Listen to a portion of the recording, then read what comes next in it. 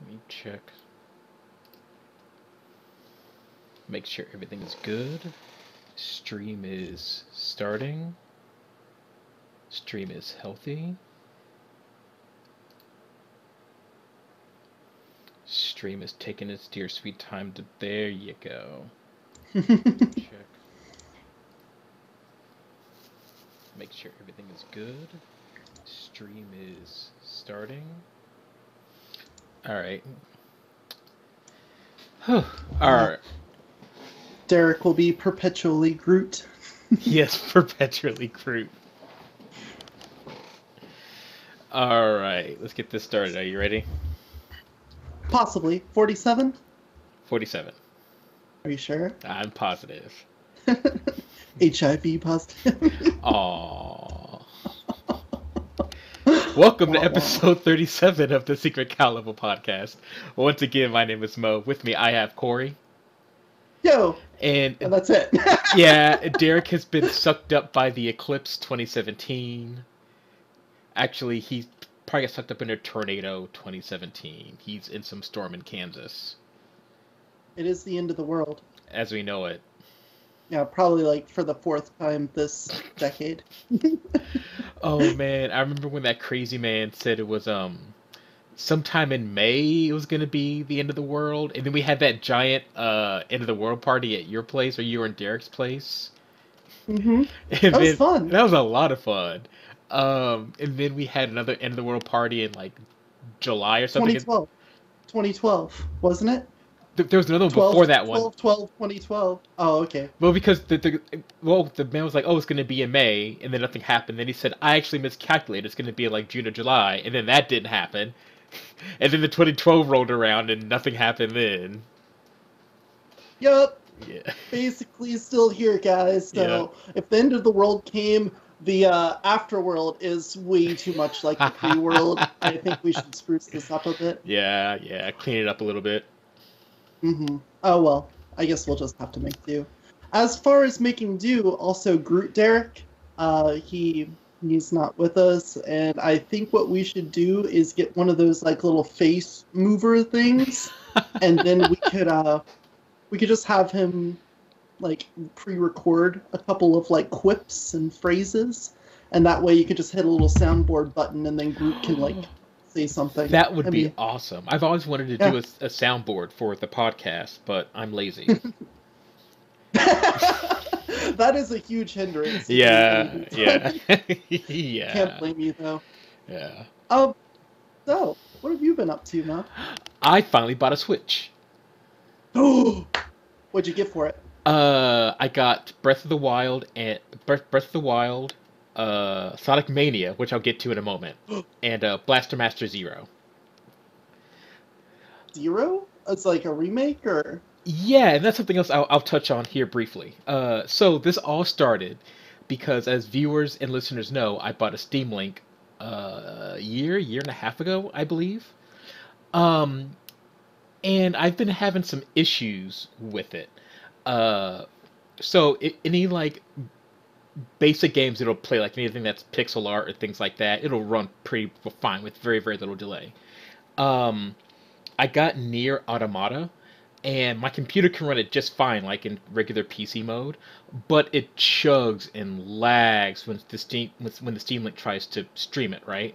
I had a similar issue with Watch Dogs 2, and there are some other games where it just won't work. Like, for instance, I got an RPG I wanted to play, and the game does not recognize controllers through the Steam Link at all. It'll recognize it anywhere else, but it will not recognize controller through Steam Link. So it's gotten to the point where we're like, you know what? Fuck it. If I had a console, this would not be an issue. Like, I put it in a game, and it plays, and I'm happy. So then I was like, fuck it. I'm gonna go get me a Switch, because I really want one.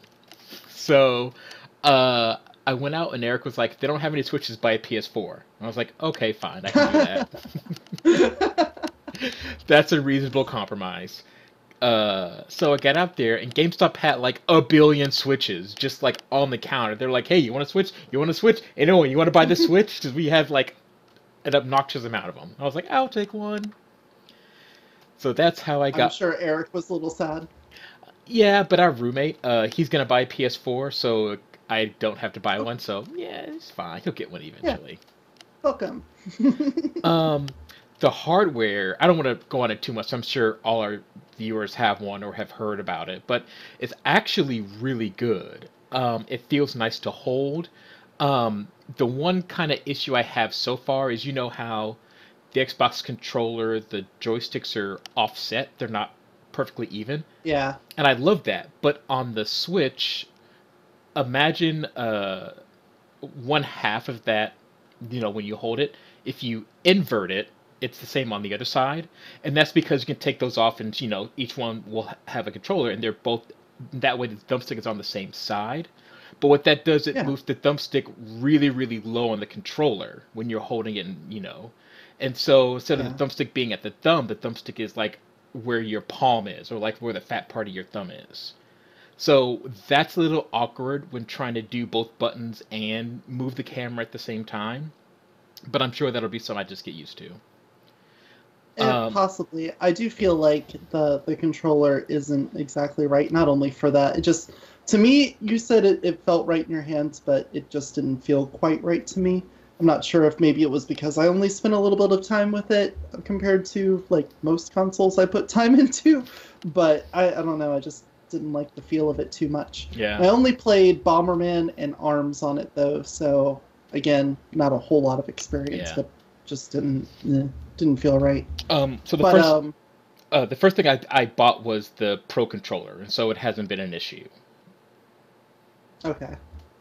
But I don't even give it a crap about Breath of the Wild anymore. Tell me about Sonic Mania, because Oh, I watched someone start to do a speed run of it, and I stopped because I'm like, I really want to play this game now, and I don't want to just know how to beat it really quickly. I want to play through the game. right. Okay. It is the game that Sonic 4 should have been. Um, so they do a really, really cool thing where, as far as I can tell, any level that is has gone back to, like for instance, the first level is Green Hill Zone. So 90% of the level is Green Hill Zone. They've adjusted and combined a couple of things from Sonic 2 and some other things, but it's generally Green Hill Zone. Same music and everything. And then the second act is a completely new act, like a reimagining of Green Hill Zone. So everything is new in there, and that's really really cool. Mm. Chemical Plant is the kind of the same thing. Um, and any other level where if it's a level that was in an old game, that's what they've done. It looked to me, based off of what I saw of the levels, that they took a lot of like different elements from the levels and smashed them together, and Hmm. then in other places they just basically used the assets and built all new stuff. So you get like these sprinklings of nostalgia with like a crunch of something new. Yeah. It's like it's layered, it's textured, it's got a nice taste to it. Seems really good, and on top of that, it looks like the physics are there compared to like Sonic Generations, where it had that similar like, oh look, we're going back to the 2D thing. Look at all this cool 2D stuff. But then when you actually played it, you're like, this doesn't It feel doesn't feel right. right. Yeah, exactly. They got the physics down. Like they are near perfect. I like the spin in the air, and when you Oh hit the yeah. ground, you can take off. That like, why haven't they done that since forever? You could do that in the anime. I mean, the cartoon. So yeah, should have been doing that from the get go. Come on, Sega. Yeah. Oh well.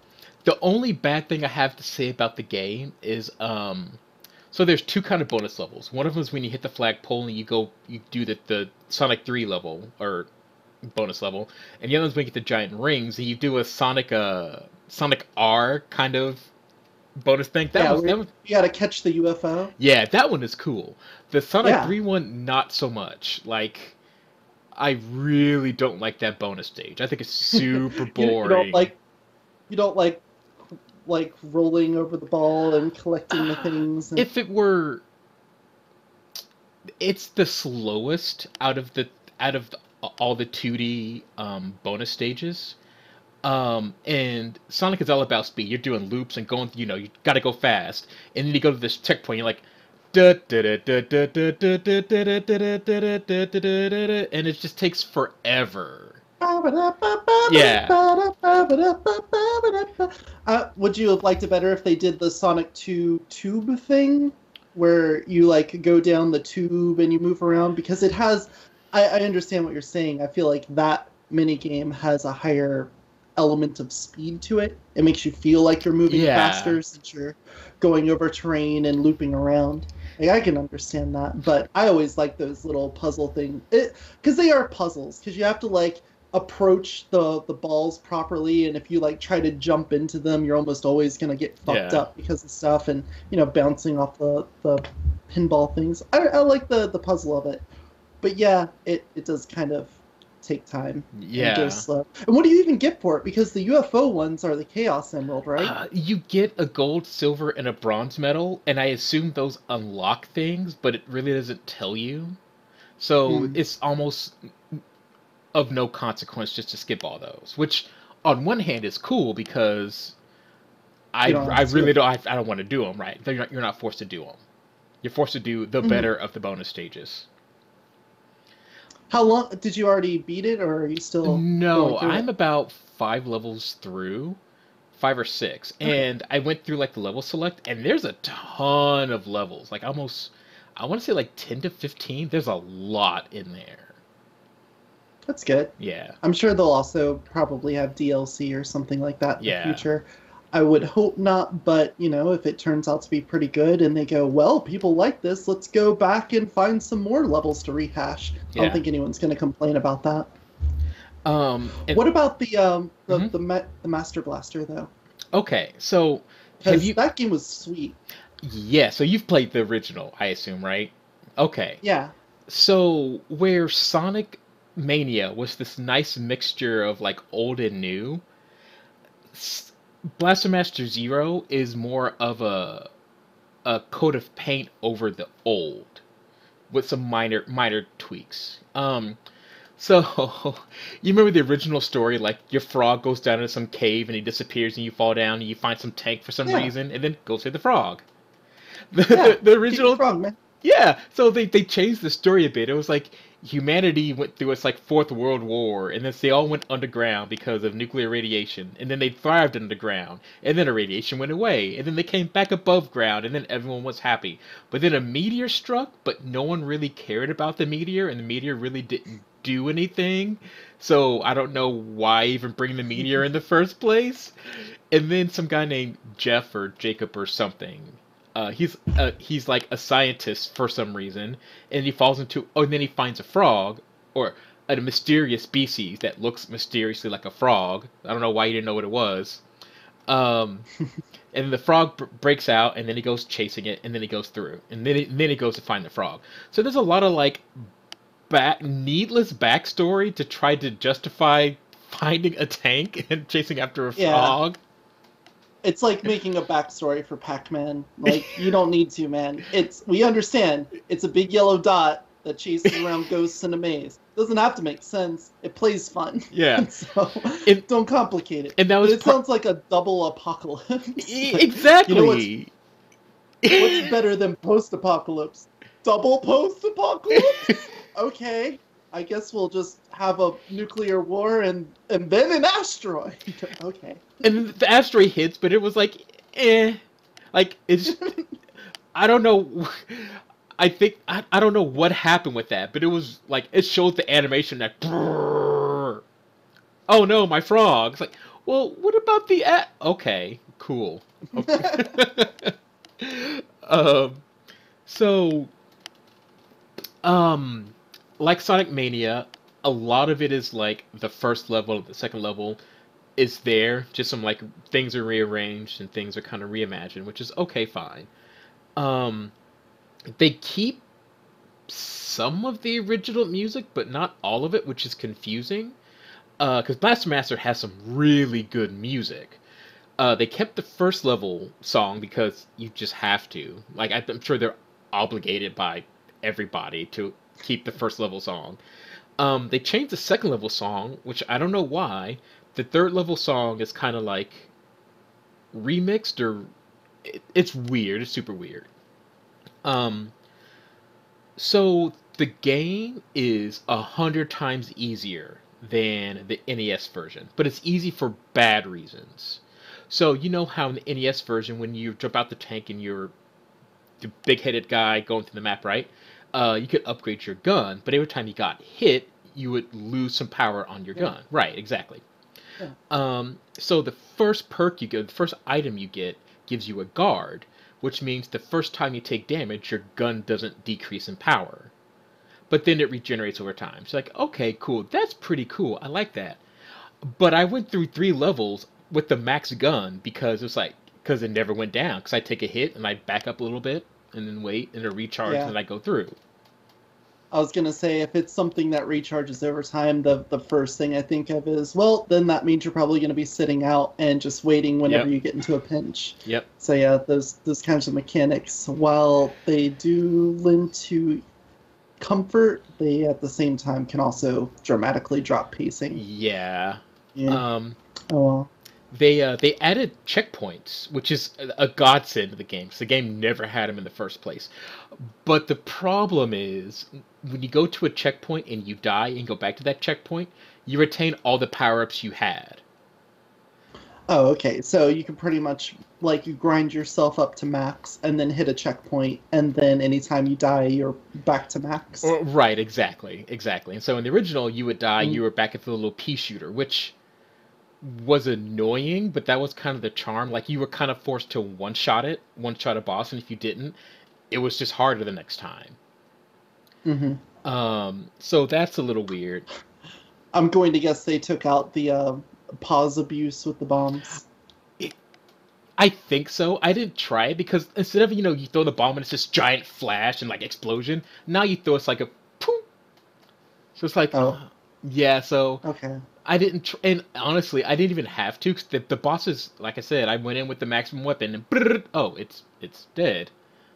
Okay, next level, I Okay. guess. Yeah. I Um. was kind of hoping that it was going to be like Zero Mission, where it was pretty much Metroid 1, just given all the mechanics from the newer games. Like maybe Mhm. they were just going to take this first one and do that. It sounds like a lot of the mechanics they added in didn't actually help the gameplay in any way. Exactly. So there's another part where they added some things where in the second level, it's supposed to be a residential area, and there's like goo all over the place for some reason. And so when you're out of your tank, you go into those overworlds. Every so often, the level will fill with goo and hurt you, so you have to get to a spot where there's no goo, right? So like, oh, that's a cool Okay. mechanic. Except all you do is like goo comes up and you stand there. Goo goes down, you walk a little bit. Goo goes up, goo goes down, you walk a little bit. So it doesn't make the game better. It makes the game tedious because you can't Yeah. just blow through a level. You've got to wait for arbitrary, reasons to continue through the level. And this happens again instead of goo, and now it's water. This one was kind of cool. So every so often water will go from left to right on the screen. And if you're standing right next to a wall or an object when the water hits you, you don't take any damage. But if the water has to carry you from your current position into a wall, that's when you take damage. So it's like, oh, Okay. Yeah, that's a little bit more dynamic. That's interesting in how it does it. right, but Yeah. but but you're still walk over here, stand next to this rock, water comes through. Walk over here and stand on this rock, water comes through. It doesn't really it's cute, but it doesn't really do anything to like better the gameplay. Is there any point where like the wall that you're expected to hug will move back and forth or something Nope, like that? Or nope, there's nothing like a raised or lower platform and you have to like time it with it so that the water nope. doesn't. And then they miss some good opportunities for level Yeah, design there. yeah. And I don't know if it's because of the Switch controller or if it's because of the game, but shooting in diagonals is super touchy. Like it either doesn't want to do it, like it'll try to snap to one of the cardinal directions, um, or when you do shoot in the diagonal, it'll want to try to auto snap to one of those two. So it's super weird, and I don't know if it's just the Mm. controller or if it's the game. So that's something weird. Um, Mm. yeah, and so I'm gonna bring this back around to Sonic Mania. These are two games that were remakes essentially, with beloved fan base. Granted, Sonic's fan base is higher than Blastmaster, but a lot of people still like Blastmaster, right? And Yeah.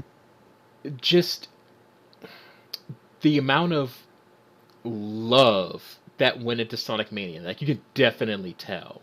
Versus the amount of kind of love that went to Blaster Master is tangible. You can feel it. And there were just so many like you were almost there, Blaster Master Zero. You just need to tweak some things. And it just ultimately there are two death by a thousand cuts. Like there's just so many little things that ultimately just turn me off from the game. I guess then the only thing I may say in its defense, based off of what you're saying, is that Blaster Master Zero may be geared towards people that haven't played it whatsoever, because they've heard of it before, so having it a remake where it's easier might be necessary, since maybe the only reason why you didn't get hit is your latent knowledge from your nostalgia years. That's true. So you may have an edge, whereas someone brand new to it's going to jump in and be like, I have no idea where to go. What am I doing over here? Oh, I just crawled all the way over there and got hit a couple times just to find out I need to go this way. Yeah. All right. So, like, you might have been able to avoid extra difficulty just because you kind of know what you're doing. But at the same time, it still kind of sounds like it's too easy. If they had made like an original version and like two difficulties, like new version and like old version, that would have been cool, because I would have been way more interested in that than the current iteration. Yep. That sounds like a good idea to me. Yep. Oh well, though. Yep. Anything else going on? I kind of want to harp on Wizards for a bit, but I'll let you go do your thing. All right. So obviously, if you watched the stream at all, I wasn't sure. I wasn't looking at the count, but I've played some Dead Cells, and I'm trying to do the top 10 dailies on a regular basis, just because I usually get off work at about the time when it switches over to the next day. Seems to be doing it about 6 p.m. Pacific time, so that's perfect for me to come home. And the challenge of it is really nice. I like that they've basically made it into a mini game where you're given one level and your set items, and you're allowed to do it as many times as you want. Like most daily runs I see for games like Dead Cells, you get one chance, you run through, and whoever has the best score gets on the leaderboards, which is fine. I think that's perfectly cool. I just specifically like Dead Cells because it gives you that grind option for optimization, because almost all of these kinds of games' daily runs have to do with time, so you're trying to move quickly, but then that means if you happen to take one pathway that gives you a better item, then boom, that's it. You just, by luck, did better than everyone else because you chose the right way. But by having you be able to redo it, it keeps you more honest, because you can fully optimize it and go, here's the full layout of the level, here's all the enemies, you get points for killing enemies, you get bonus points for picking up multipliers, and for carrying combos. There's just a lot of ways to get points, and mapping it out is incredibly strategic because every little decision seems to be important. And I didn't even realize all the scoring mechanics until I did like 4 or 5 dailies. There's like, whenever you get a curse chest, then you get bonus points per the amount of time you have the curse. You have the curse until you kill 10 enemies.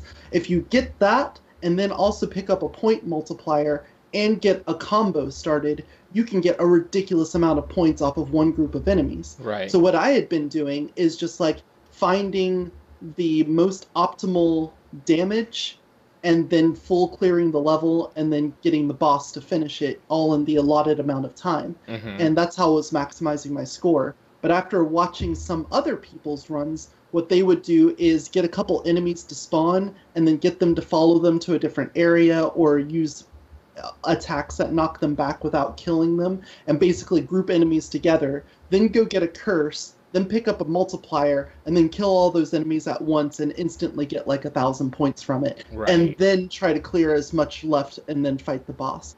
Like, realizing how much of the scoring mechanics I was missing made it even cooler, because now I have so much more to look for in each level. And it's like, I've spent about 40 minutes on the one I recorded the other day, and I can already see where I can get about an hour and a half out of that just trying to grind and be like, oh, what if I did this? What if I could combine these? What if I picked up this instead and then pushed these enemies together and then went over here and grouped these ones and then killed them and then jumped up? Like, it seems like a great way to do your daily runs. I am fully in support of that. But outside of that, I haven't done shit really. I just been going to work and then coming home and then crying myself to sleep. Aww. No, that's not that bad. But man, just feel like I can't do anything because of work. Yeah. I have to get over it because I can. There's time. I'm like recording this podcast right now. You know, I've been watching a lot of Cutthroat Kitchen. Have you seen Cutthroat Kitchen? I've heard of it. It's a Food Network TV show, if you wouldn't have guessed from that, hosted by Alton Brown, which is great because I don't see enough of him anymore. And the premise is that you have one of those stereotypical, we tell you a dish, and then you have so much time to grab ingredients and then so much time to make it. The thing is that the strategy for it is amazing based off of how they built it, because what you do to your competitors is auction sabotages for them. So at the beginning of the game, you're given your prize money. You've got $25,000, and whatever you leave with is your victory money. But every round has multiple sabotages where you have to auction them and try to outbid the other people to get those sabotages. The more money you spend on sabotages, the less you have to go home with. So you don't want to spend too much, but at the same time, you don't want to get stuck with some of them because they can really fuck you up. There's one of the most popular ones is he brings out a frying pan that's bent and mangled and broken, and their thing is to make soup. And he's like, here, you have to do all your cooking in this. And people just look at it and go, I guess I'll put it on the stove and run water over it so that it condenses down. Just like watching the chefs go, you need to make a baked potato. Here's the sabotage. Brings out a bag of potato chips, a thing of French fries, and maybe some mashed potatoes. And he's like, you can replace your competitor's potatoes products and replace it with one of these. And that's the sabotage. They could be fucking terrible. Wow. There was one where they were making a lemon meringue pie, and the sabotage was they had this big fake tree with those fake lemon squirt things in it, and all the ingredients you needed to make lemon meringue pie were in those tiny little lemon things on the tree, in addition to other things you would never put in it. Oh no.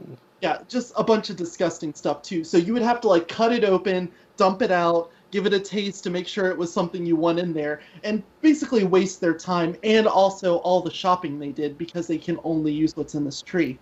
So we've been watching the hell out of that, and I never saw the show before, but it makes me think I could do that with so many video games, competitive games, play Mario Kart, and your sabotage is you can choose their cart for them, or you can only play with your feet, something like that. Basically have a pool, have them instead of 25,000 be $20, and people can bid dollars for sabotages. I think that'd be a fun. That sounds like an excellent thing to do on the Extra Life thing.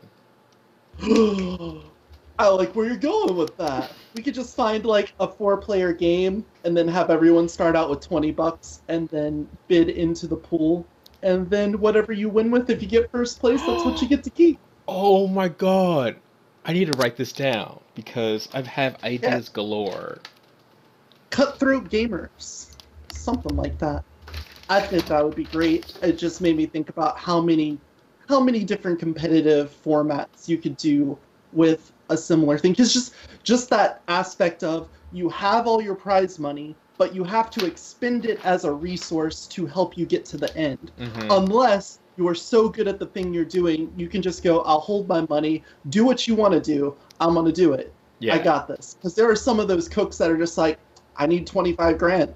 I'm just going to have to do it. And they do it. Some of them, part of that show is the being able to sell your dish, because sometimes you're just left with crap, and so you just have to make it look good and be oh yes, we had to do a breakfast scramble. So this is a deconstructed breakfast scramble where instead of eggs, I decided to go with eggplant because it gives that really eggy texture. And then the judges have no idea what happens with any of the sabotages, so they don't care. They just have to show up, look at the food, and then judge it on its presentation, taste, and how Mm-hmm. much it's like the thing they were told to make. So they'll just taste it and be like, you know, I really like the flavors going on here with the spice and stuff, but it was an egg sandwich and there's no eggs in here. So I'm gonna have to dock you for that. Like the person's just standing there, and you know, in their head they're like, "Yeah, because that other person took all my eggs. I didn't have any eggs. I'm sorry." I'm sure plenty of them like they're just upset because these are like Food Network judges. They're people that are esteemed. They're well known, and so they're like, "This is the first time I meet them, and they have to eat this dish that I didn't want to make, and I had to make it with like a plastic bucket and a shovel as my only utensils." There's one we just watched a little while ago. A girl had to do the whole cooking, like that whole recipe with a mashed potato masher duct taped to her hand, on her dominant hand. Oh my So god. she had to like cut steak by holding it down and like trying to cut it. It's fucking funny. Like just watching them try to deal with some of them. Oh, so watch that if you can, but we'll use that for ideas. Outside of that, haven't been doing shit. We've just been watching TV. Yeah. Rick and Morty. There's new Rick and Morty's out. That's cool. I need to watch that because I thought the first season was good, and then the second season went in a direction I didn't expect it to. So it's like, okay, I like where this is going, and then I just never watched it for whatever reason. I like where season 3 is going right now. Without trying to spoil anything, it does seem like it's carrying on with what 2 did. 1 was like really silly with a couple of like real things thrown in there. Whereas season 2 was like mostly, I would say like half and half. There's a lot of silliness, but then it will like flip on its hat and just be like, no, we're going to be serious right now. Yeah. And then turn around and wubble up a dum dum. Like just, it was kind of 50-50, and this one seems to be going that route too. Like, I think they found their development pace, even though it took them like fucking 2 years to come out with this new season. What the fuck? But, you know, beggars can't be choosers. My biggest issue actually isn't with the show; it's with the fans of the show. It's like, it's like, it's like similar to what happened to at least to me with Adventure Time. Like I saw Adventure Time and I was like, it's not really for me. Like I understand it, but it's like that's not for me. But the fan base is like, oh my god, this is the best show ever. It's so deep, and you should watch it. If you're not watching it, you're the worst person ever. It's starting to get that kind of fervor with Rick and Morty, and I'm like, don't do this to me, guys. Like, Well, it was really anticipated. Like, waiting 2 years for a new season. What is this, Venture Brothers? Is that what you think this isn't is? Venture Brothers only on season 3 or something like dumb? No, it's like season 6. But every time there's a new season, it was preceded 5 years ago by the last season. Like, I think, I can just Wikipedia this. Venture Brothers. When was the first one aired? First Because I think the last time I even cared, 2003. 2003 and is they're when on that first episode season aired. not 6. 10. Season 6, last episode aired March 20th, 2016. So 6 seasons over the span of 13 years. That's Venture Brothers. And Rick and Morty feels like it's doing the same thing, where it's like, yeah, we did this season. We'll see you guys next election cycle or something. Speaking of which, South Park's going to come out soon. So. Oh, I don't Yeah, care that's about South important. Park anymore. Like, I don't. Not that they're not funny anymore. Like The Simpsons. It's just. I've just kind of. I guess I've grown out of it, for lack of a better term. I just don't care about it anymore. I could see being burnt out on it. It's only been around for probably, like 25 years or so? It's approaching. Well, no, because Simpsons are 27, 28, and they came out in 81. South Park came out in 98, 99, because I was in high school. when the first season Uh, came out. Simpsons. Oh, why isn't this information right on the top? It was for Venture Brothers. Season 1. Oh, let's just go to Wikipedia. Wow, I totally misspelled that. Oh, God. Too many. Regardless, they've been around for a while. We know that. 1989? Really? Yeah. It's about 30 years. Yeah. Yeah. 28th season. Yep. And South Park came out This is great. 97. Great radio. Okay.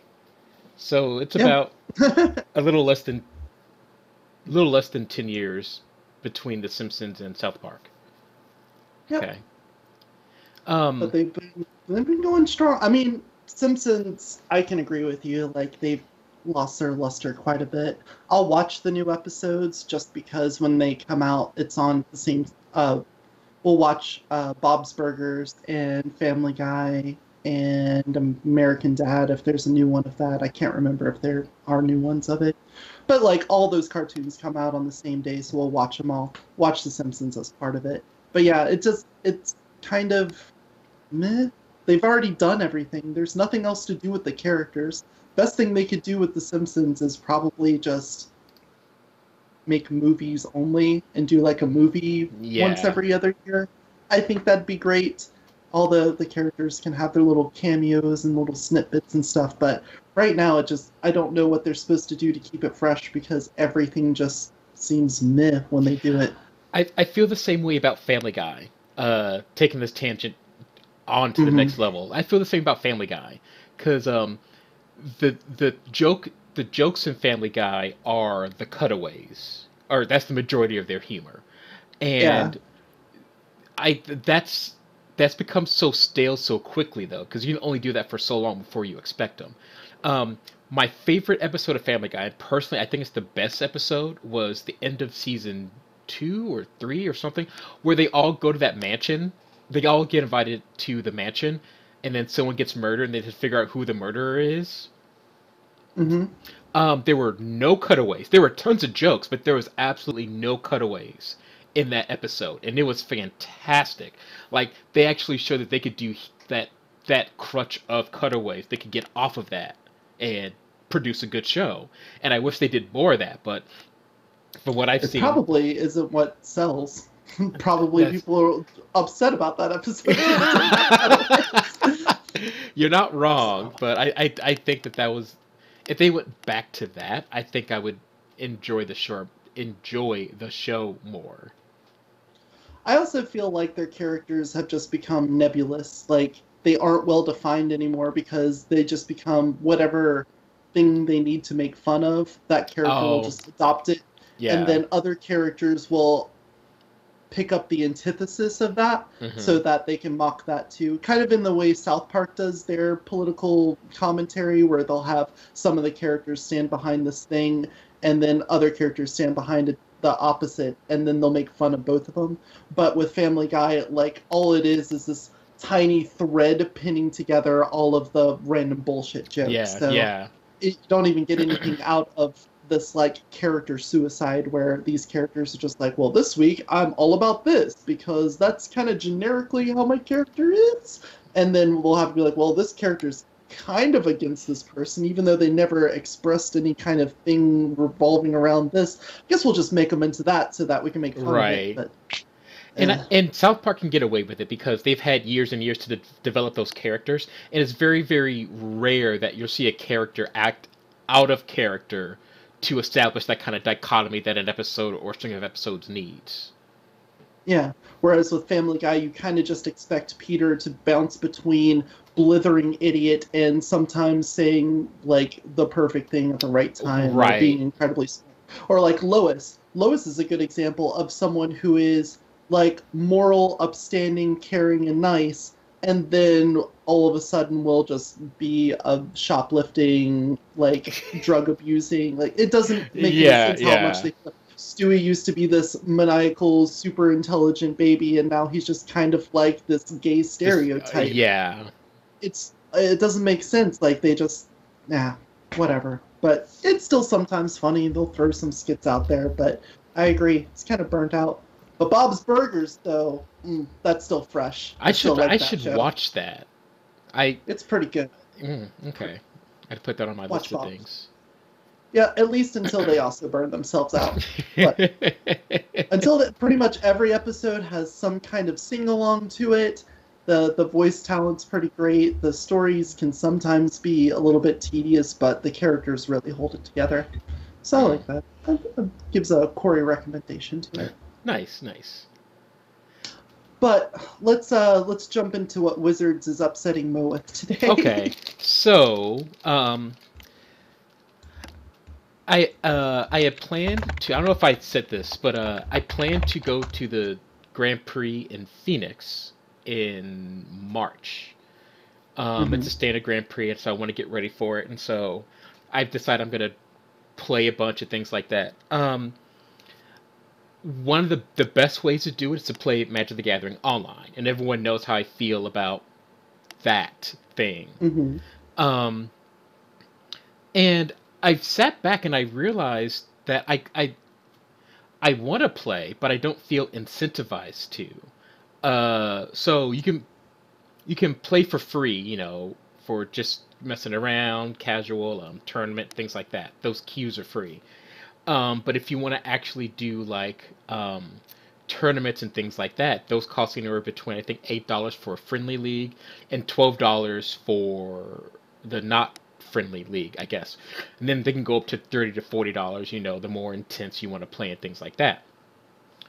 Um, and you compare that to Hearthstone, where they have a ladder. You can play any deck you want and go up and down the ladder. That's kind of their competitive mode.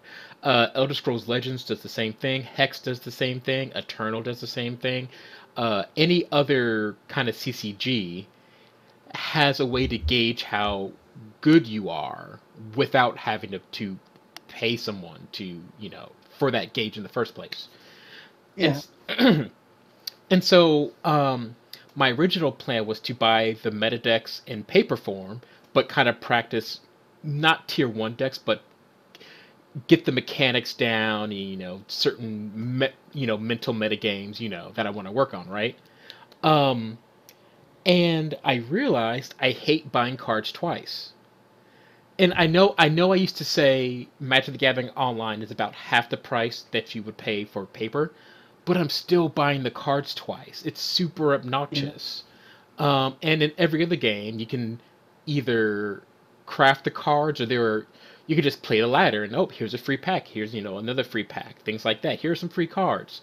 Um, and I love Magic the Gathering. Love it to death. I've been playing it since since it came out in like what, 97, 98. Been playing for a very long time.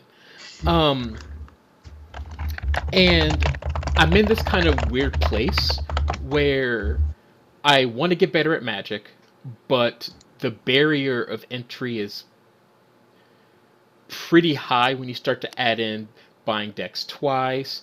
There's no really incentive to do it outside of, wanting to do it. There's the cost of doing the tournaments online. There's a lot enwrapped in that. And I was like, well, maybe I should just play, Hearthstone or things like that. But the games just they're not as good as Magic. And it's so hard to kind of to because for instance, I was playing Elder Scrolls Legends just before we started recording the podcast, and I was getting frustrated because now this is an entirely new set of not new set of skills, but I have to put the skills that I have in Magic and put them in a different way in this new game, and that can be frustrating. So it's like, well, fuck it, I might as well play Magic the Gathering. And then I'm like, well, fuck, now I gotta buy the cards, and so it's a really weird place to be in. And I don't know if I'm describing it correctly or not, but that's what I've. And Wizards um, has been the top dog in computer card games for the longest of time because MTGO came out just just after the paper magic kind of started going up, right? And they've had fucking 25 years to figure this out, and they haven't, or they think they haven't even tried to. Yeah, I don't think it's that they've done a bad job at it. I just think that they haven't tried to make a good job out of it. They've got a good thing going with the paper stuff, and I bet they would be worried that getting a better online would take away from the paper, and that they probably are worried about messing up that business model.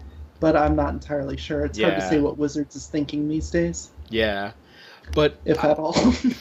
But I've just been frustrated because so for example, excuse me, I had this really cool idea because I've been going back to CrossFit and I've been working out a lot recently. So I wanted to do kind of a weekly goal of, I'm going to play Magic for a week, and let's say I do a tournament and on Magic and I say, okay, well I went 2-3, this is where I can improve, and then combine that with, oh, well, I started working out and here's my stats for the week, like my BMI went up or went down or whatever. Kind of put those two together because it forces me to be responsible. Like, if I'm going to do it every week, I'm going to put a video out every Monday or Friday or whenever I do it. So, like, okay, I got to practice and I got to work out because people are now going to expect this video every week and they're going to expect some kind of progress. So, cool. I've kind of forced myself to do it that way. The working out I've got, that's no big deal. It's the Magic portion that's kind of like, like, I want to do it. And I'm so used to playing paper Magic that playing it online is a totally different experience. Like, it is. Go down to Friday Night Magic, 6:30 rolls around, your energy drink, you're playing, chatting with your opponent. It's a social thing. And then afterwards, it's like, oh, look, hey, it's 9 o'clock. Go into the cities, let's party for a bit. It's the thing you kind of wrap into it. And so not only is it that I have to buy my cards twice, and the barrier of entry is slowly creeping up to a point where I'm getting kind of uncomfortable, now you're removing the entire social aspect of it. And it's I think I'm going to have to try to reconcile or to come to the conclusion that here are all these problems is the goal of going to, GP Minneapolis or Phoenix, and the goal to getting better at this. Like, these are things I have to do. Like, if you want to lose weight, you have to work out and you have to eat right. You can't be like, oh, I don't want to, but I still want to lose weight. You have to do it, kind of thing. I'll say this, it's not entirely the same, but I feel like it is very analogous. Since Melee came out in 2001, there was no online support of it. It's just a game where you sit down and play with other people. But, I mean, we've hacked the shit out of that game now, and we've gotten it to the point where we've downloaded the entire copy of Melee onto a memory card, and you could just put the memory card into a GameCube and have everything unlocked, and also debug modes and stuff like that. Right. But we're pretty fucking good at this shit. So, in part of hacking the game, we've actually made it online capable. We've got emulators that can basically run a mirrored, basically where the random seeds are synced with each other and the movement is the same. You're not actually sharing the same game like a server. You're basically sharing inputs to each other so that they happen simultaneously. But it works perfect, and there's hardly any lag to it. So people, of course, want to use this for training, because otherwise, if you want to train, you have to play with computers, or you have to drive to someone's place or have them come over, which can be pretty inconvenient for a lot of folks. So, of course, the first thing that happens is they start having online tournaments and have a ladder, and people play on that.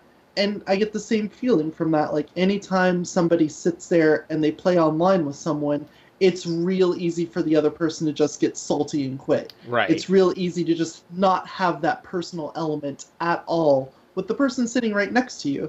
So you end up with people that like go, oh, I didn't want to play this character, so they'll quit out and then go play with someone else instead of you guys just exiting back out to the screen and picking a character. Or any kind of little shit like that. Not to mention like, hey, let's take a bathroom break. Well, now you don't know if that person's going to be up for good or not. You got to have to like send a chat to them depending on how you connected online. It's just, it loses a lot of personal element to it. And it kind of scares me if that's a direction that people are going to end up going with it, because it is super convenient.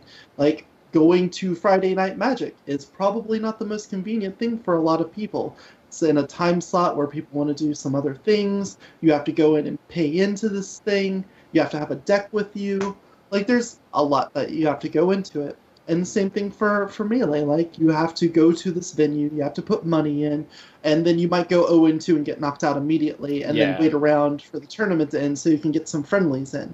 Or you could not go and just play online and play with people all over the world and have a reasonably good experience with it. So what are we going to do? Are we just going to, like, get rid of the whole social element at some point? I don't think so, but it's going to certainly start competing with it. Just uneasy. Yeah, and every time I go to the MTG Spikes Reddit every so often, and usually every week or 2 weeks, someone's like, "Hey, I want to get better at Magic. I want to become a Spike. How do I do it?" Everyone's like, "MTGO." Like, yes, it sucks. Yes, you're gonna be spending this amount of money. You know, there are a lot of bad things about it, but the good, because you can get hundreds of thousands more games a weekend, or not a week, like a month in, versus, you know, paper. And you're in paper, you're limited to your immediate group. You're limited to the cap of that group, and there are a lot of other things that, yeah, paper. The resources of that group. Yeah, exactly. Yeah, like if they don't have all the cards they need, I guess you could proxy then with paper if you really wanted to. But if you're not doing that, then yeah, you're limited by the card pool between you and your friends. Not to mention the skill level between you and your friends. So yeah, I'm just in that dilemma where it's like, I really want to, like, Magic is a great game. It's been through some rocky points here recently, but it's part of that, just taking that first step into saying, okay, this is what I'm gonna do, and this is how I'm gonna proceed. Like, for instance, I'm gonna play Teamer Energy. I accidentally have most of the cards for this tier 1 deck, so I was like, well, okay, I'll just get the other half. That's fine, but I don't want to buy it online because I may spend $50-ish to get the rest of the collection for the deck, right? I'm gonna spend at least $150 online because my collection online isn't as vast as my paper collection. So now it's like, okay, if I buy into this, like, I am locked in. I have to be playing, or else I spend $150 for nothing. Granted, I can buy out and resell those cards and get some money back, just like I can in paper, but it's that initial shell shock of, you know, I had to input money in here and to even get started. So it's weird. I'm pretty sure I'm gonna bite the bullet and do it anyway, just so I can do this video series and all this other crap, because I've been looking for things to do, and so I think that's something that I want to go ahead and at least spend some time doing. Sounds good to me. Yep, but that's what I've been up to. Do you have anything else? No, I think we went over sufficiently what we've been through. We could probably make up a story for Derek. Like, Derek has been playing the Wii too. He got a Switch as well. Oh, yeah. And, yeah, he definitely did, for sure, for realsies. Yep. And he's pretty much the best player at ARMS right now. I saw it. I heard he was kicking ass with Splatoon 2 as well. Like, oh, yeah. Almost rank 1. Assuming lower number, I think they use better. Letters. Oh, rank S. Rank A. Oh, yeah, S. Yep. Yeah, or double A or something like that. Yeah, he's definitely, for sure. He's really good. Tell him that he's really good. I'm sure he'll believe you too. but don't tell him where you heard he was good. Just say he's the best. Yeah, say you saw his stats online. It's like, oh yeah, I saw the Nintendo rankings for Splatoon, Derek. Yeah, Double Naginata. The Double Naginata is rocking. Like, good job. Chart topper. Yeah, but pat him on the back if you see him. Pretty good. I want to see, like, a leaderboard for Dungeons and Dragons. I want to see, like, oh yeah, you know, we've gotten this much experience on a character. Like, what do you fucking grind Dungeons and Dragons every game? Just like, yeah, I live with my DM, so we just have, like, a 2-person session. Oh my god. Yeah. Oh my god, Xander Thurbal Vagra is the #1 Dungeons and Dragons character. Ridiculous. I'll never reach him. Oh my god. Don't ask me to repeat that name, because I don't even remember the syllables I had in there. Speaking of Dungeons and Dragons, we will be playing Dungeons and Dragons at our Extra Life campaign. which is October 20th. Nope, 21st and 22nd. There we go. Corey is going to be DMing a quickfire D&D campaign. It's going to take 1 day, 2 days. It's going to be like 4 to 6 hours, 4 to 6 depending hours? on how much the alcohol affects us. I'm Right. trying to leave some wiggle room there because I know for a fact sober D&D players get distracted really easily. The fact that we are going to have a lot of stream personality coupled with intoxication means that the choo-choo train to D&D land's probably going to get derailed at some point. Ooh, so yeah. just keeping that in mind. So probably 4 to 6 hours, depending on how fast we move through it. And then also, stream viewers, I want to get you in on the action. There's going to be plenty of donation incentives going towards not only affecting the pre-game and how we build the campaign and the characters maybe, but also during the game itself, I want you guys to be able to donate and affect things happening in the game, as well as Twitch chat is going to be a player in my game. So keep that in mind. You will want to join us. You'll want to participate. I know you will.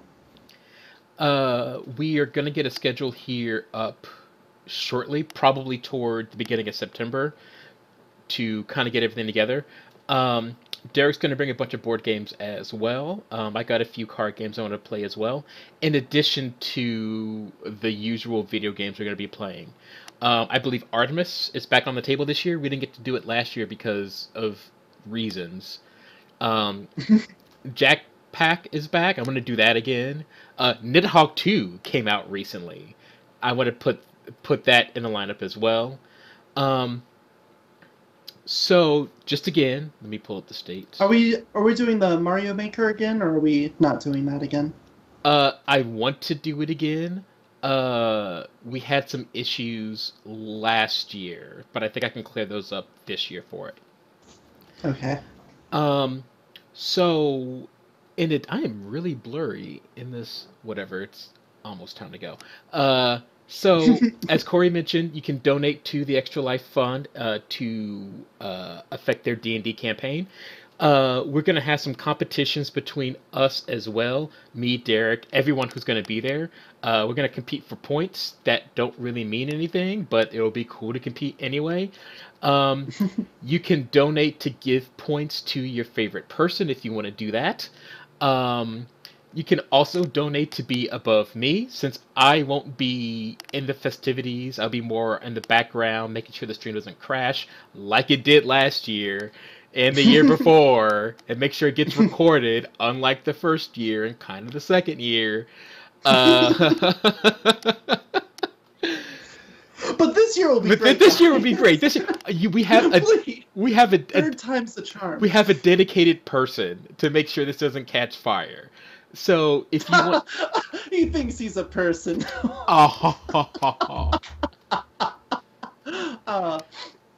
You sure know how to put a smile on your face. Okay. Okay. So go ahead. you can donate money to put yourself at a place above me, if you want to. Just because that'd be kind of cool. And we got some other things down the line as well for it. So yeah, October 21st and 22nd. Keep an eye out for that. More information will be coming to you in September about the schedule and things like that. So we're getting this all slowly wrapped up. All right. That will be the end of the podcast. Do you have anything you want to plug really quick or anything you want to say? No. Cool. I could say, what is this inside eclipse? Oh, good. You broke everything. Thank you. Thank you for listening, watching to episode 47 of the Secret Carnival podcast. You guys have a nice night.